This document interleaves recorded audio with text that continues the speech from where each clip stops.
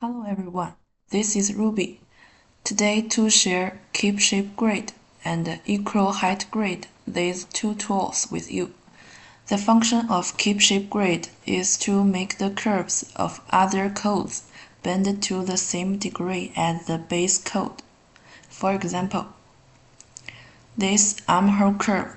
If you want other codes to have the same curve as the base code, the operation is use the Select tool. Drag one point of the line to another point. Then click Keep Shape Grid. That's alright. In this way, the other codes are consistent with the base code curve.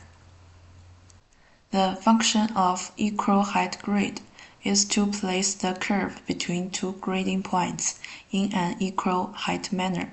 For example, for the color, we need the midpoint of each side to be the same distance from this line.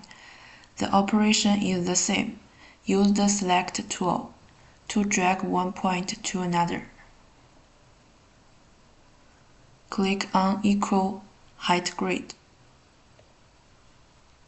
so that the distance from this point to this line is the same. Thank you for watching. See you next time.